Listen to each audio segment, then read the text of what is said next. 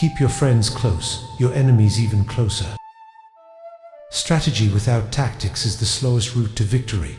Tactics without strategy is the noise before defeat. If you know the enemy and know yourself, you need not fear the results of 100 battles.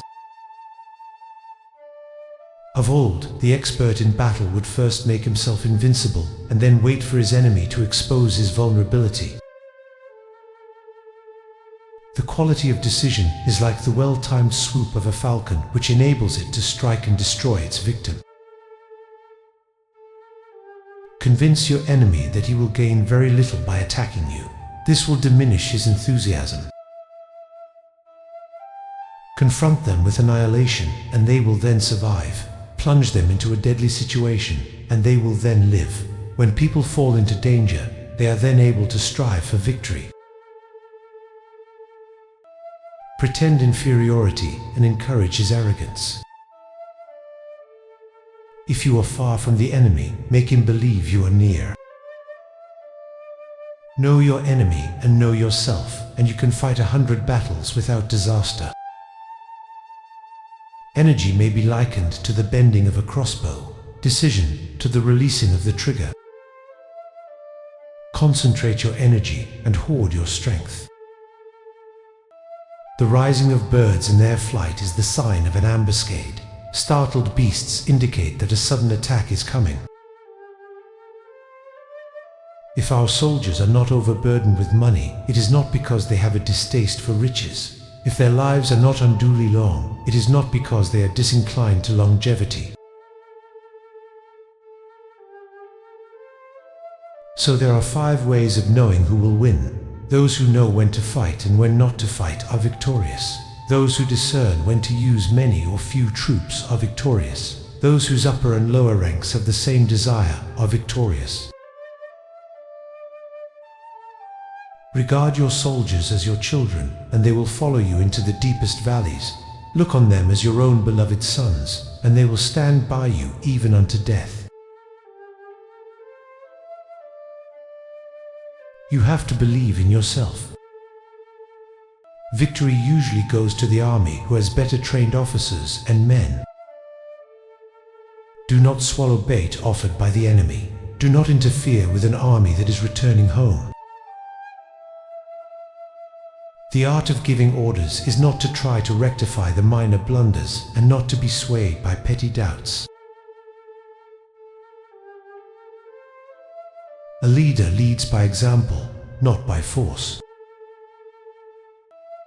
Victorious warriors win first and then go to war, while defeated warriors go to war first and then seek to win. To win 100 victories in 100 battles is not the acme of skill.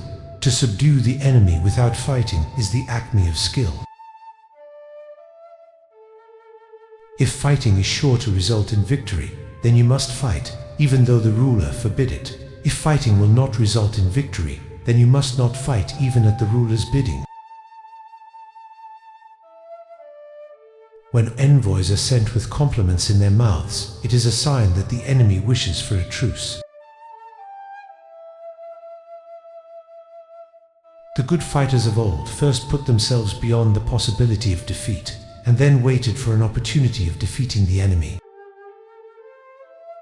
Engage people with what they expect. It is what they are able to discern and confirms their projections. It settles them into predictable patterns of response, occupying their minds while you wait for the extraordinary moment, that which they cannot anticipate. In desperate position, you must fight. Thus, the skillful general conducts his army just as though he were leading a single man, willy-nilly, by the hand. These military devices, leading to victory, must not be divulged beforehand. Speed is the essence of war. Take advantage of the enemy's unpreparedness, travel by unexpected routes, and strike him where he has taken no precautions. If your opponent is of choleric temper, seek to irritate him. Do not repeat the tactics which have gained you one victory, but let your methods be regulated by the infinite variety of circumstances. Be extremely subtle, even to the point of formlessness. Be extremely mysterious, even to the point of soundlessness. Thereby you can be the director of the opponent's fate. Plan for what it is difficult while it is easy. Do what is great while it is small. Standing on the defensive indicates insufficient strength, attacking a superabundance of strength.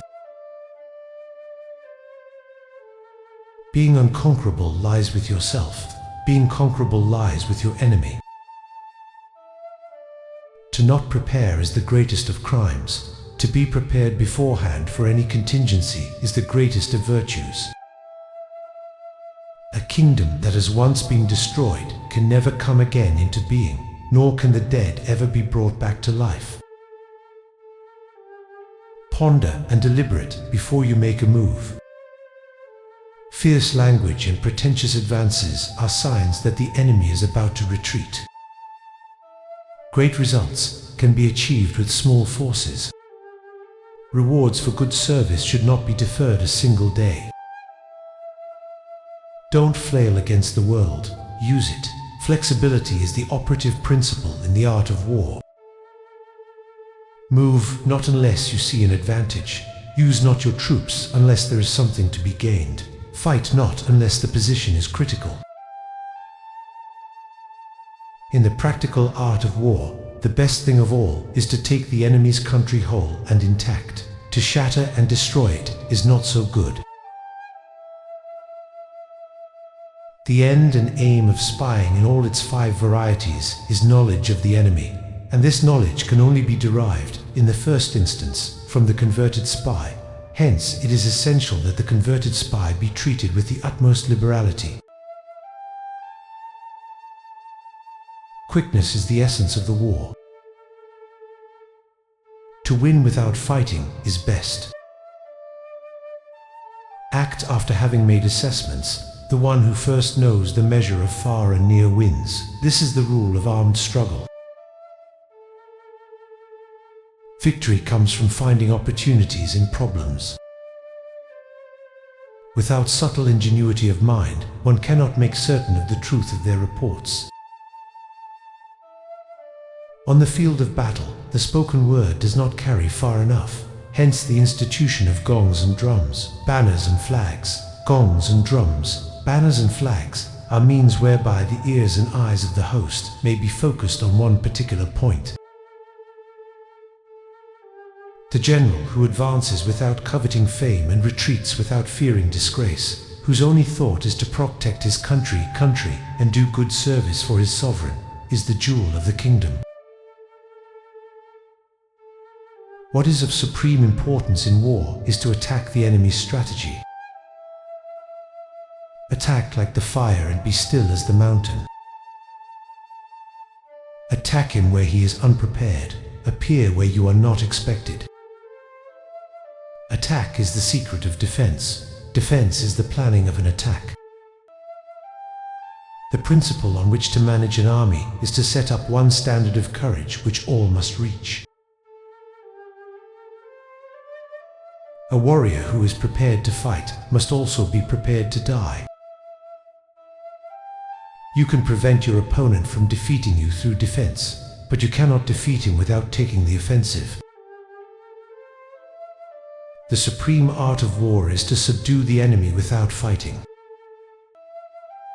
Through you we learn to be invisible, through you inaudible, and hence we can hold the enemy's fate in our hands. Opportunities multiply as they are seized. Know the enemy, know yourself. Your victory will never be endangered. Know the ground, know the weather. Your victory will then be total. In the midst of chaos, there is also opportunity. Appear weak when you are strong, and strong when you are weak.